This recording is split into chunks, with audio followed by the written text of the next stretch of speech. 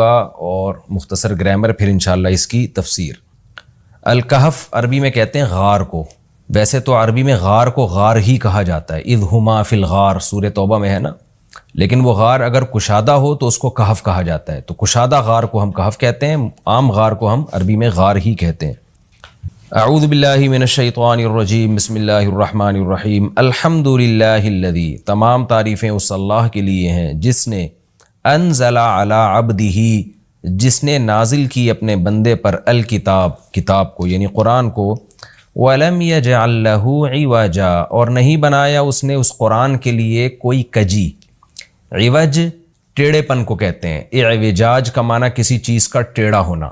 تو کلام میں کجی کسے کہتے ہیں، کلام میں ٹیڑھا پن کسے کہتے ہیں، یعنی سیدھی بات نہ ہو۔ ہم کہتے ہیں نا کہ بھائی سیدھی بات کرو، تمہاری اپنی بات میں اتنا ٹکراؤ ہے، پتہ ہی نہیں چلتا کہ تم کیا کہنا چاہتے ہو، اور بات بھی واضح نہ ہو، تو ایسے کلام کو کہا جاتا ہے ٹیڑھا کلام، عوج والا کلام۔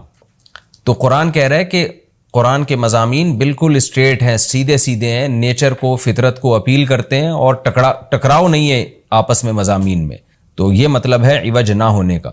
وَلَمْ يَجْعَلْ لَهُ عِوَجًا، اور اس میں کوئی کجی نہیں ہے۔ قیماً، سیدھا سیدھا کلام ہے، یہ اسی لم یجعل لہ عوجن کو دوسرے لفظ کے ساتھ ایکسپلین کیا جا رہا ہے کہ جس میں کجی نہیں ہوتی تو ظاہر ہے وہ سیدھا کلام ہوتا ہے۔ قیماً، قیم سیدھا، لینذر بأساً، تاکہ یہ ڈرائے، بأساً ایک یعنی عذاب سے، مصیبت سے، شدیداً سخت عذاب سے، من لدنہ اللہ کی طرف سے، ویبشر المؤمنین، اور مومنین کو یہ کلام خوشخبری سنا دے، الذین یعملون الصالحات، وہ مومنین جو نیک عمل کرتے ہیں، کیا خوشخبری سنا دے ان کو، ان لہم اجرا حسنا، کہ بے شک ہے ان کے لیے اچھا اجر۔ ماکثین، مکث یمکث، مکثن کا معنی ہوتا ہے قرار پکڑنا، رہنا، ماکثین فیہ ابدا، اس اچھے اجر میں رہیں گے یہ ہمیشہ ہمیشہ۔ وینذر، اور تاکہ یہ کلام ڈرا دے، الذین، ان لوگوں کو، قالوا، جو کہتے ہیں، اتخذ اللہ ولدا، کہ اللہ نے اولاد ٹھہرا لی، معاذ اللہ۔ ما لہم بہ من علم، نہیں ہے ان کے لیے بہ، اس بات پر، من علم، کوئی علم۔ میں نے بتایا تھا علم کا ترجمہ دلیل سے بھی ہوتا ہے۔ ان کے لیے اس بات پر یعنی اس دعوے پر کوئی دلیل نہیں ہے ان کے پاس، ولا لآبائہم، اور نہ ان کے باپ دادا کے پاس کوئی دلیل ہے۔ کبورت کلمتن، کبورہ یہ ایک فعل تعجب ہے، بہت ہی یعنی تعجب کی بات ہے، یعنی بہت ہی بڑا کلمہ ہے، یعنی بہت ہی بری ہے یا بہت ہی بڑی ہے، ازروئے کلمہ کے، یعنی ازروئے بات کے، یہ بات بہت بڑی ہے، یعنی بری ہونے میں بہت بڑی ہے۔ یعنی جو انہوں نے کہا نا کہ اللہ تعالیٰ نے کسی کو اپنی اولاد ٹھہرا لیا ہے، تو یہ بات بڑے ہونے کے لحاظ سے بہت ہی بری ہے، یہ ترجمہ ہوگا۔ کبورت کلمتن، یہ بہت ہی برا ہے، بڑا ہے کلمے کے اعتبار سے، تخرجو، وہ کلمہ جو نکلتا ہے، من افواہہم، ان کے منہ سے، فوہ کہتے ہیں منہ کو، فوہ، اور افواہ اس کی جمع آتی ہے، تو ان کے منہ سے جو نکلتا ہے، تو جو کلمہ نکلتا ہے، تو یہ بات بہت بڑی ہے اس کلمے کے اعتبار سے، یعنی یہ کلمہ بہت ہی برا کلمہ ہے جو ان کی زبانوں سے نکلتا ہے۔ ان یقولون الا کذبا، نہیں کہتے یہ لوگ مگر جھوٹ۔ فلعلک، فا کا مطلب تو یا پھر لعلک، شاید آپ، باخع نفسک، بخا یبخع ہلاک کرنا، آپ ہلاک کر بیٹھیں گے اپنی جان کو، علی آثارہم، ان کے نشانات، ان کے پیچھے، اثر نشان کو کہتے ہیں کیونکہ نشان انسان کے پیچھے پیچھے ہوتا ہے نا، تو اس کا مطلب ان کے پیچھے، یعنی آپ ان کے در پہ ہو کے ان کے پیچھے ایسا لگتا ہے کہیں اپنی جان ہلاک کر بیٹھیں گے۔ ان لم یؤمنوا، اگر یہ لوگ اس ایمان نہ لائے، بہذا الحدیث، اس بات پر یعنی قرآن پر ایمان نہ لے کر آئے، تو ایسا لگتا ہے شاید کہ آپ اپنی جان ہلاک کر بیٹھیں گے ان کے پیچھے، اسفا، افسوس کرتے ہوئے، اسفا تأسف اردو میں بھی استعمال ہوتا ہے نا، بڑا تأسف ہوا یعنی غم، تو آسان ترجمہ آیت کا کیا ہوگا، شاید کہ آپ ان کے پیچھے اپنی جان کو ہلاک کر بیٹھیں گے غم کی وجہ سے، اگر یہ اس بات پر ایمان نہ لے کر آئے، اس قرآن پر ایمان نہ لے کر آئے۔ انا جعلنا، بے شک بنایا ہے ہم نے، ما علی الارض، اس چیز کو جو زمین پر ہے، کیا بنایا ہے ہم نے اس کو، زینت اللہ، زمین کے لیے زینت، یعنی زمین سے مراد ہے زمین والوں کے لیے، زمین والوں کے لیے ہم نے جو کچھ زمین کے اوپر ہے وہ زینت بنایا ہے۔ لِنَبْلُوَهُمْ، تاکہ ہم ان لوگوں کو آزمائیں، ایہم احسن عملا، کہ ان میں کون ہے جو عمل کے لحاظ سے زیادہ اچھا ہے، وَإِنَّا لَجَاعِلُونَ، اور بے شک بنانے والے ہیں ہم، ما اس چیز کو، علیہا جو زمین پر ہے، کیا بنانے والے ہیں، سعیدن میدان، جروزا چٹیل، سعید یصعد صعودن کا معنی اوپر چڑھنا، تو سعید زمین کے اوپر کے حصے کو کہتے ہیں، کیونکہ وہ سب سے اوپر والی پرت ہے نا زمین کی، تو سب سے اوپر ہوتی ہے، اس لیے اس کو سعید کہا جاتا ہے۔ تو مٹی کو بھی کہا جاتا ہے چونکہ زمین کے اوپر ہوتی ہے وہ۔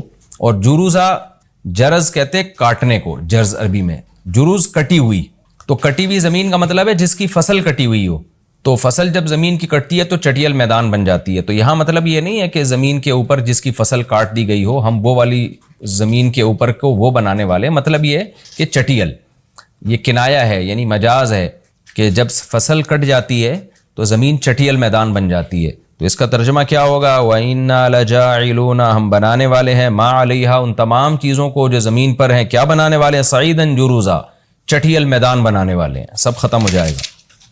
ام حسبتا، اے مخاطب یا اے محمد صلی اللہ علیہ وسلم، کیا آپ سمجھتے ہیں، کیا آپ گمان کرتے ہیں، ان اصحاب الکہفی، کہ غار والے لوگ، والرقیم اور پہاڑ والے لوگ، رقیم رقمت الجبل، جبل کے کنارے کو کہتے ہیں۔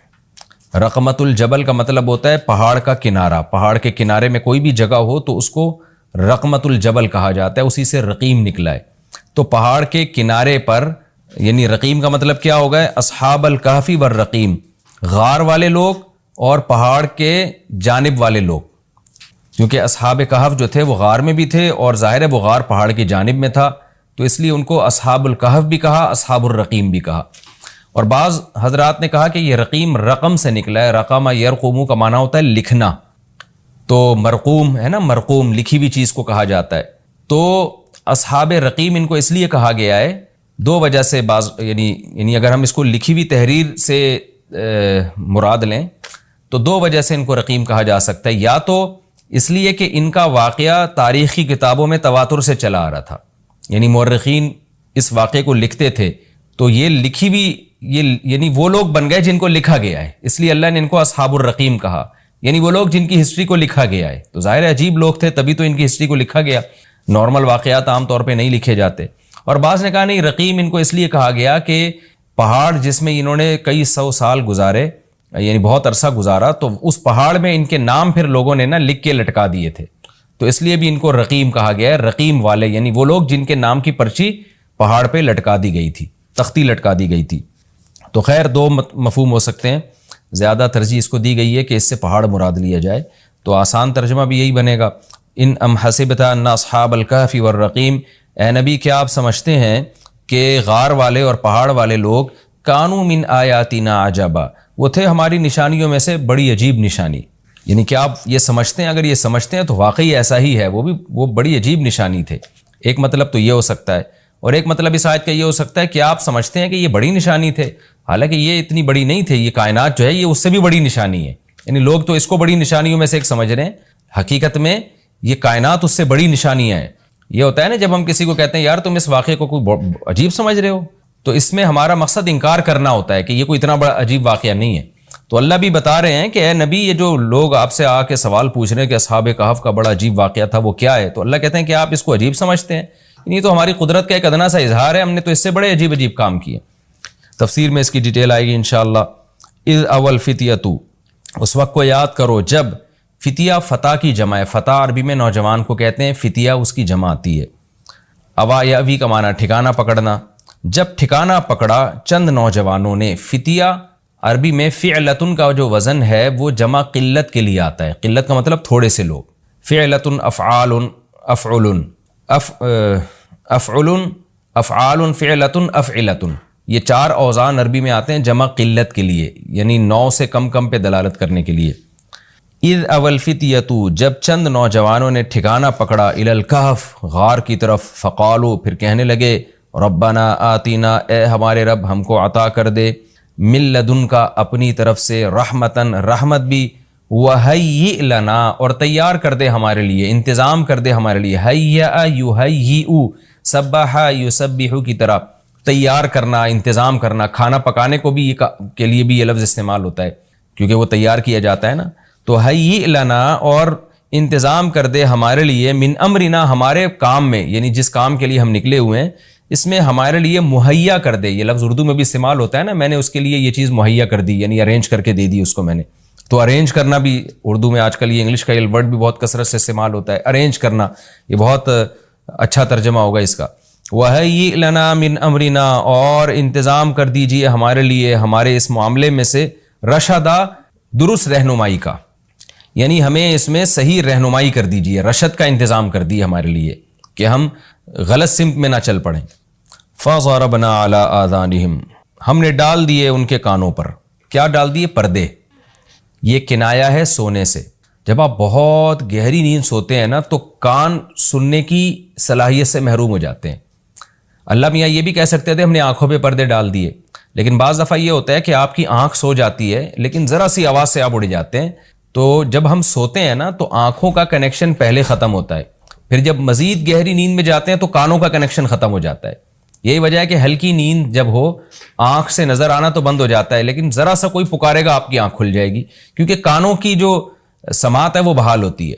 تو اس لیے اللہ میاں نے گہری نیند سے تعبیر کرنے کے لیے فرمایا فَضَرَبْنَا عَلَىٰ آذَانِهِمْ. اذن کان کو کہتے ہیں، آذان اس کی جمع. ہم نے ان کے کانوں پہ پردے ڈال دیے. کیا مطلب؟ اتنی گہری نیند سو گئے کہ اب جتنا بھی شور شرابہ ہو ان کی آنکھ نہیں کھلنے والی تھی. فَضَرَبْنَا عَلَىٰ آذَانِهِمْ فِي الْكَهْفِ، غار کے اندر ہم نے ان کے کانوں پہ پردے ڈال دیے. سینینا، کئی سال، عدد کے اعتبار سے، یعنی عدد کے اعتبار سے کئی سال تک ہم نے ان کے کانوں کے اوپر پردے ڈال دیے. ثم بعثناہم، پھر ہم نے ان کو اٹھایا یعنی جگایا. لنعلم، تاکہ ہم جانیں، ظاہری طور پر جان لیں، حقیقت میں تو اللہ پہلے سے جانتا ہے. کیا جان لیں؟ ای الحزبین، حزب کہتے ہیں جماعت کو، حزبین دو جماعتیں، کہ دو جماعتوں میں سے کون سی جماعت ہے احصا، یہ ہے اس میں تفضیل، اضربو کی طرح، زیادہ کاؤنٹ کرنے والی، زیادہ شمار کرنے والی. احصا کا مطلب ہوتا ہے احاطہ کر لینا، کاؤنٹ کر لینا. ایہم ای الحزبینی، دونوں جماعتوں میں سے کون سی جماعت ایسی ہے احصا جو زیادہ اچھا کاؤنٹ کرنے والی ہے، لما، اس مدت کو، لبثو، لما لبثو امدا، امدا کہتے ہیں مدت کو، احصا امدا اصل میں یوں تھا، امد کو زیادہ کاؤنٹ کرنے والی ہے، لما اس امد کو، لبثو جس امد تک یہ ٹھہرے ہیں. تو امد کا معنی کیا ہے؟ مدت. دوبارہ ترجمہ کر دیتا ہوں. ثم بعثناہم، ہم نے ان کو دوبارہ اٹھایا، لنعلم، تاکہ ہم جان لیں، ای الحزبین، دو جماعتوں میں سے کون سی جماعت ایسی ہے احصا امدا، جو زیادہ کاؤنٹ کر سکتی ہے مدت کو، لما وہ والی مدت، لبثو جس مدت میں یہ ٹھہرے ہیں. یعنی مطلب یہ ہے کہ جب یہ اصحاب کہف دوبارہ سو کے اٹھے ہیں نا تو ان میں دو دھڑے بن گئے. ایک نے کہا ہم ایک دن سوئے ہیں، آدھا دن سوئے ہیں، دوسرے نے کہا پتہ نہیں کتنا سوئے ہیں، ہمیں تو یاد ہی نہیں ہے. تو اللہ نے کہا ہم دیکھنا چاہتے تھے کہ ان دونوں جماعتوں میں سے کون سی زیادہ اچھی یعنی زیادہ اچھا کاؤنٹ کر سکتی ہے مدت کو.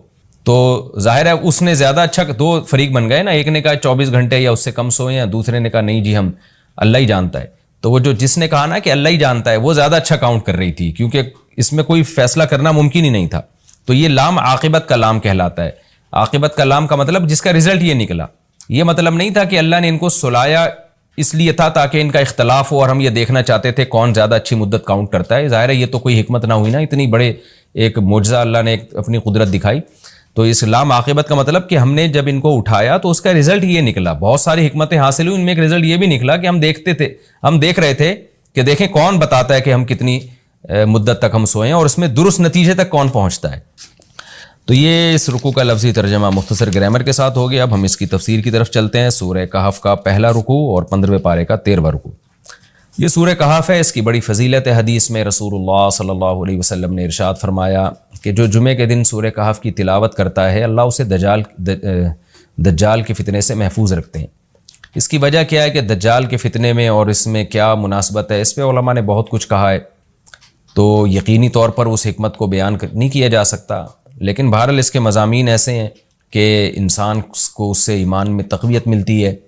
اور بڑی بات یہ ہے کہ رسول اللہ صلی اللہ علیہ وسلم نے جب کسی چیز کے بارے میں ہمیں بتا دیا تو پھر ہمیں اس کی حکمت سمجھ میں نہ بھی آئے تو ہمیں بس اس پر ایمان لانا چاہیے. تو دجال کے فتنے سے بچنے کے لیے اگر کوئی جمعے کے دن اس کا اہتمام کرتا ہے تو انشاءاللہ اس کو فائدہ ہوگا. دجال کے فتنے سے بچنے میں سرسری غور سے ایک بڑی حکمت یہ معلوم ہوتی ہے کہ اللہ تعالیٰ نے بڑے بڑے قدرت کے اپنے نمونے دنیا میں دکھائے ہیں. جیسے اس میں خضر علیہ السلام کا واقعہ آئے گا، اصحاب کہف کا واقعہ، ذوالقرنین کا واقعہ، کہ کیسی اللہ نے ان کے ہاتھوں پہ اپنی قدرت کو ظاہر کیا. تو یہ اللہ تعالیٰ کے مختلف کام ہیں. یاجوج ماجوج کا تذکرہ بھی آئے گا اس میں. تو اس میں ہمیں پتہ چلتا ہے کہ اللہ کی قدرتوں میں بہت بڑی بڑی قدرتیں، اللہ مخلوق سے بھی بعض دفعہ بڑے بڑے کام لے لیتے ہیں. تو دجال بھی اللہ کی ایک مخلوق ہوگا، تو وہ اگر بڑے بڑے محیر العقول کام دکھا رہا ہے تو یہ اس کی علامت نہیں ہوگی کہ یہ خدا ہے.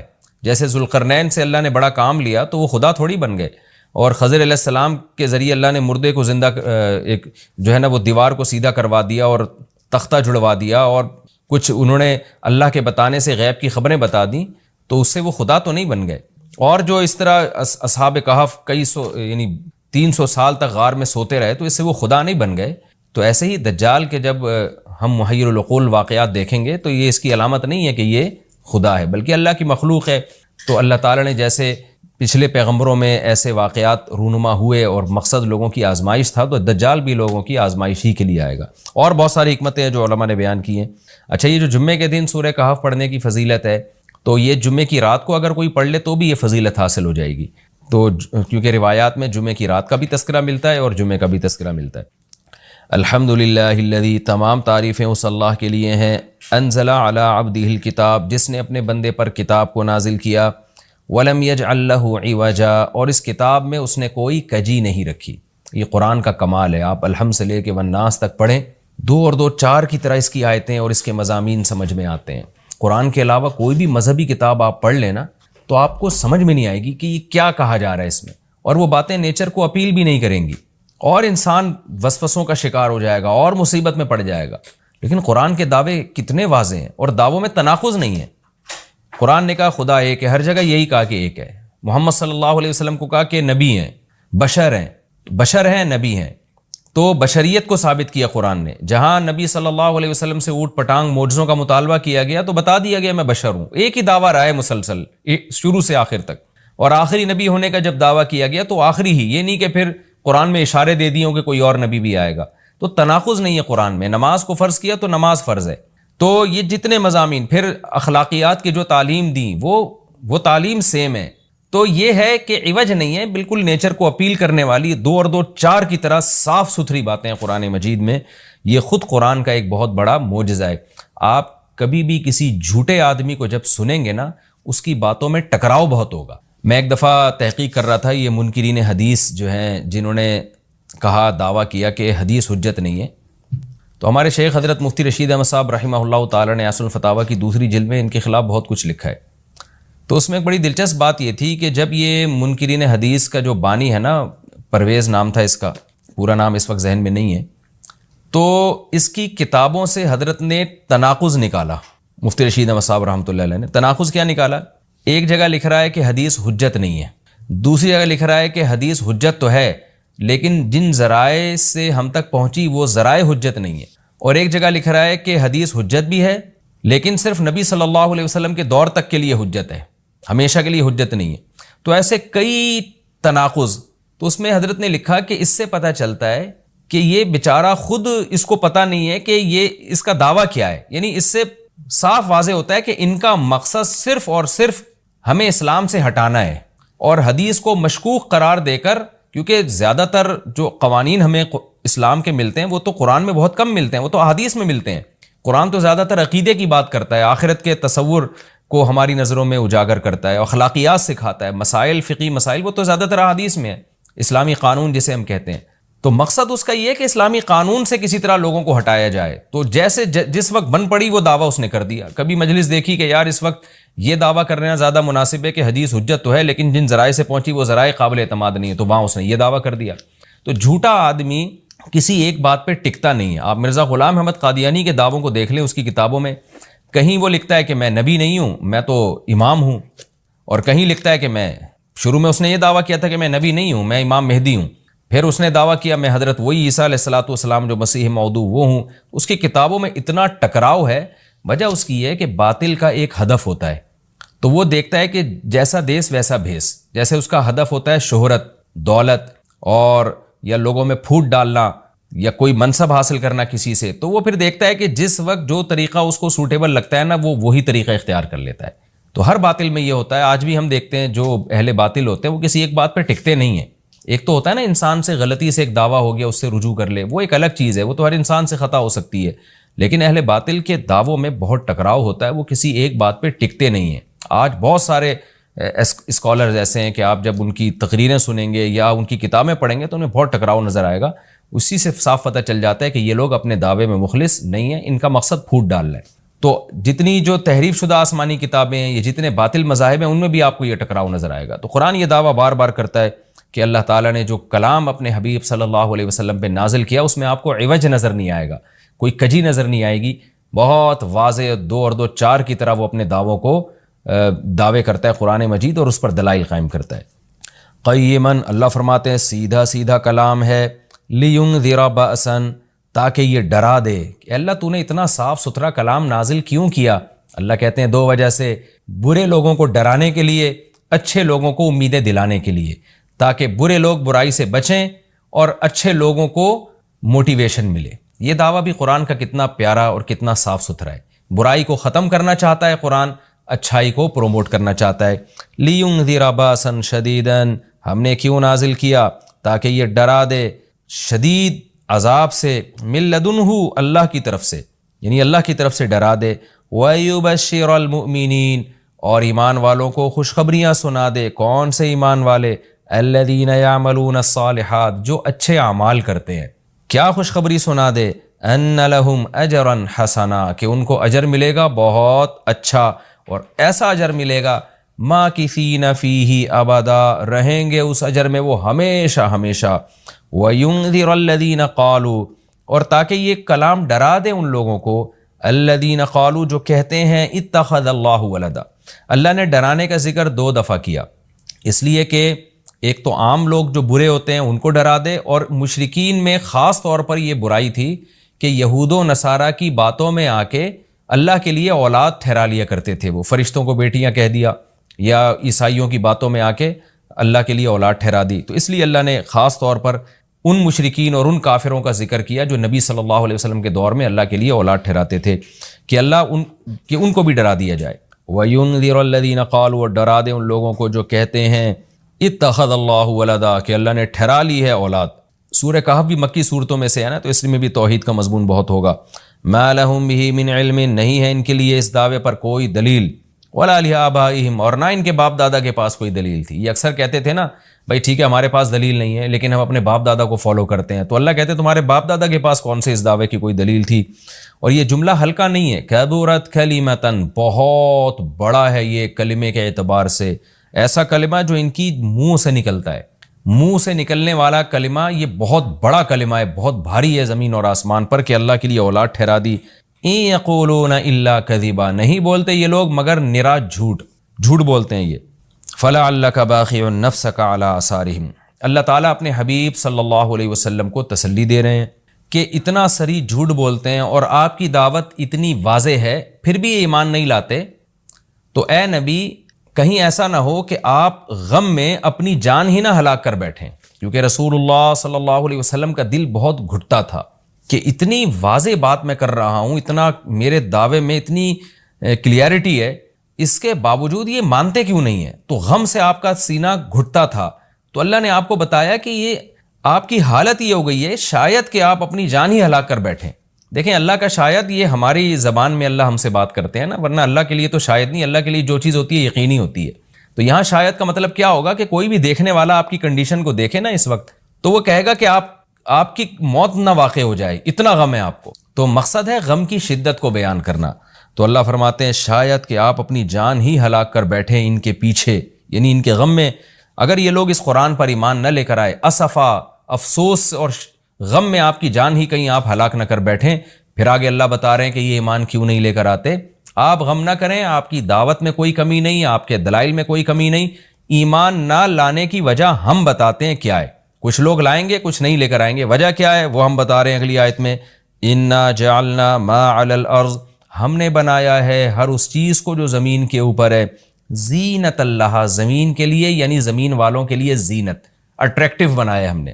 زمین اجڑی ہوئی ہوتی کسی کا دل ہی نہ لگتا زمین میں تو سارے آخرت ہی کی فکر میں لگ جاتے، لیکن زمین میں اٹریکشن ایسی پیدا کر دی ہے کہ یہ اللہ سے غافل کرتی ہے، حق سے دور کرتی ہے۔ ہر آدمی اس زمین کی زینت کو حاصل کرنے کی کوشش کرتا ہے۔ زینت وہ چیز ما یتزین، جو مزین ہوتی ہے اور جس کی طرف انسان کی اٹریکشن ہوتی ہے، چاہے حقیقت میں وہ اٹریکشن کے قابل ہو یا نہ ہو۔ جیسے گندگی کا ڈھیر ہے، اٹریکشن نہیں ہوتی، لیکن آپ نے اس کے اوپر ایک خوبصورت ململ کا کپڑا ڈال کے خوشبو چھڑک دی تو اب وہ دیکھنے میں بھلی لگنے لگے گی۔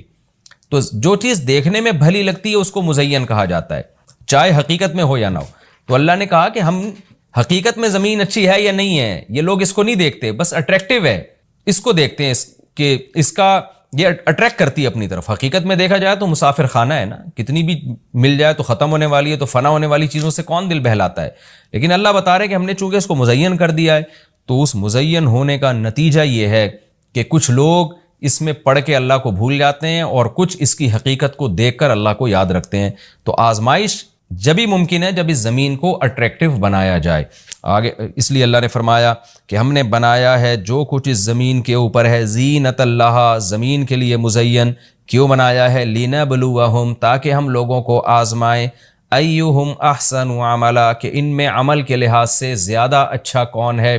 اگر زمین کو مزین نہ بنایا جاتا تو سارے عمل کے لحاظ سے بہت اچھے ہو جاتے، کیونکہ قربانی نہ دینی پڑتی۔ اب اس مزین زمین کی بہت سی چیزوں کو چھوڑنا پڑتا ہے، نماز کے وقت دکان چھوڑنی پڑتی ہے، اور صدقات و خیرات کے وقت مال کی قربانی دینی پڑتی ہے، اور جو شریعت کے جتنے بھی احکام ہیں تو جاہ کی قربانی دینی پڑتی ہے، منصب کی قربانی دینی پڑتی ہے۔ تو اللہ کہتے ہیں ہم نے چونکہ مزین بنا دیا تاکہ ہم لوگوں کو آزمائیں۔ تو ظاہر ہے جب آزمائش ہوتی ہے تو اے نبی کچھ لوگ کامیاب ہوتے ہیں اور کچھ لوگ ناکام ہوتے ہیں۔ تو آپ چاہتے ہیں کہ ساری دنیا ایمان لے آئے، سارے نیک بن جائیں، یہ آپ کی چاہت پوری نہیں ہو سکتی، کیونکہ امتحان میں 100% لوگ کامیاب عام طور پر نہیں ہوا کرتے۔ وَإِنَّا لَجَاعِلُونَ مَا عَلَيْهَا صَعِيدًا جُرُوزًا، اور یاد رکھو جو کچھ زمین کے اوپر ہے ہم اس کو بنانے والے چٹیل میدان۔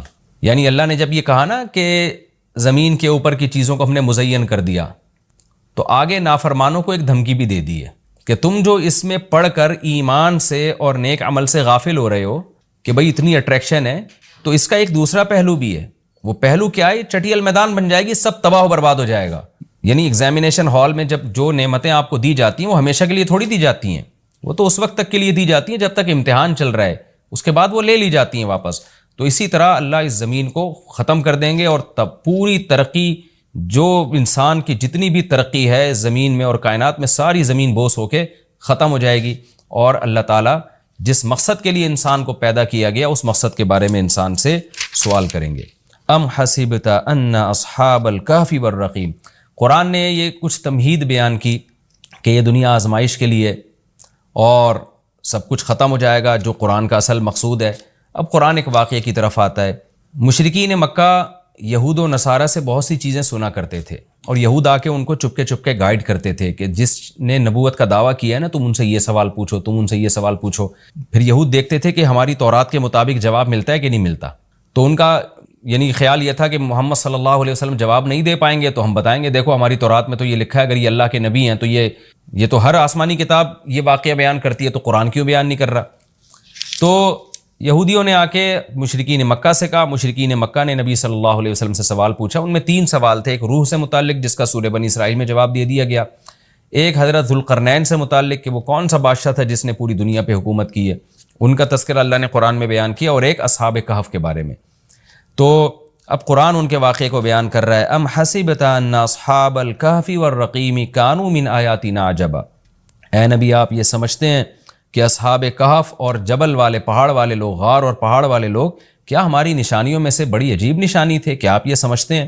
یعنی یا تو اس کا جواب یہ کہ واقعی یہ نشانی تھے، یا یہ کہ یہ اتنی بڑی نشانی نہیں تھے جتنی بڑی اس کائنات کو بنا دینا بڑی نشانی ہے۔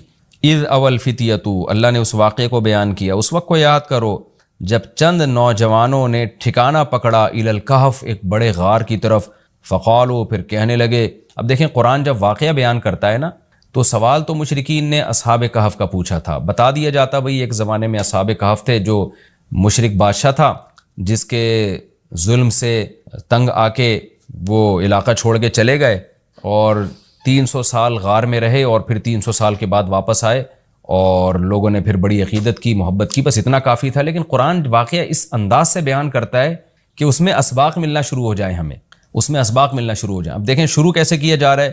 کیا تم یہ سمجھتے ہو کہ اصحاب کہف کا واقعہ کوئی عجیب واقعہ ہے؟ یعنی اللہ کے لیے تو کوئی عجیب نہیں ہے.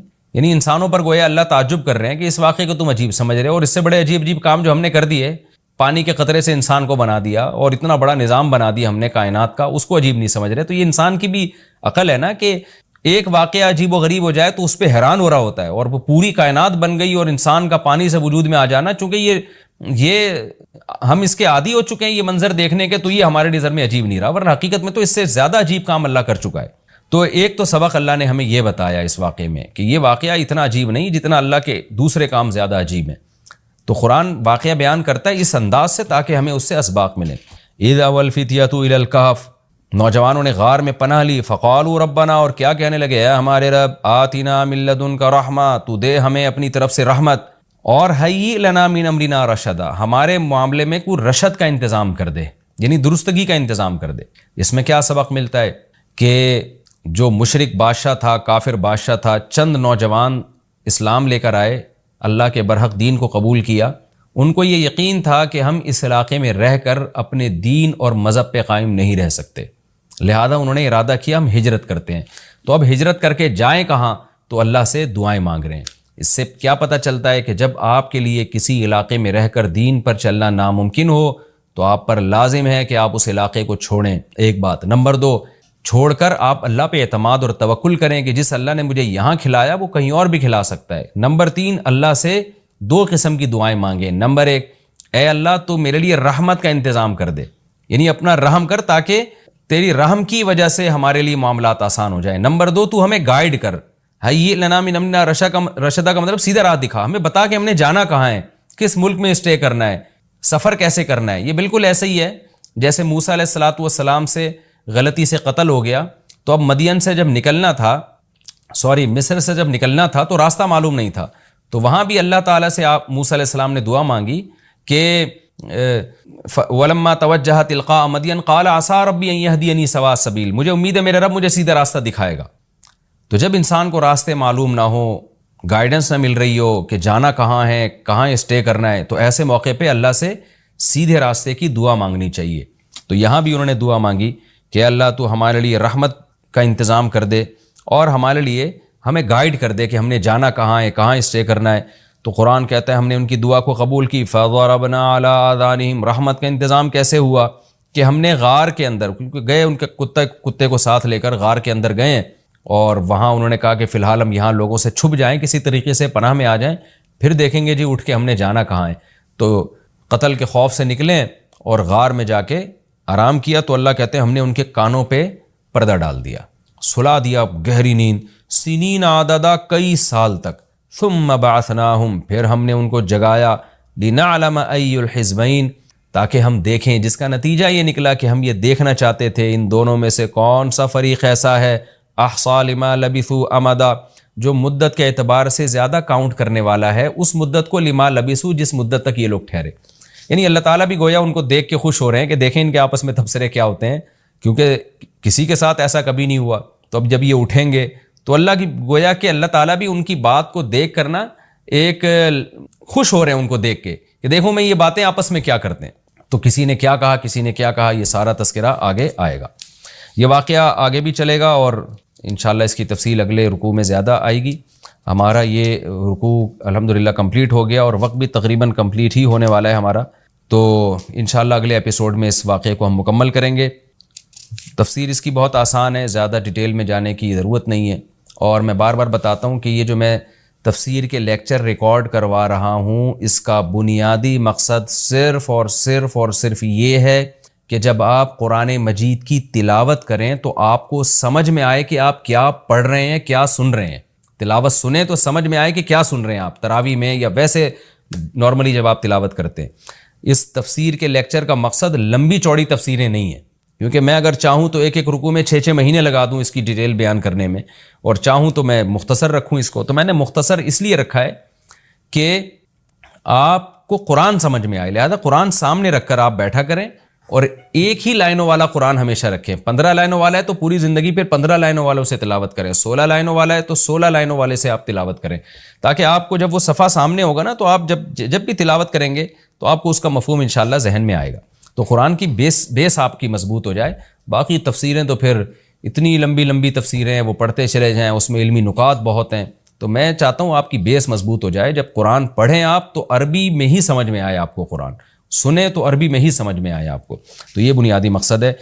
انشاءاللہ اگلے ایپیسوڈ میں سورہ کہف کا دوسرا رکوع اور 15ویں پارے کا انشاءاللہ میں 14واں رکوع شروع کروں گا. اللہ تعالی ہمیں سمجھنے کی, عمل کی توفیق عطا فرمائے. وما علینا الا البلاغ.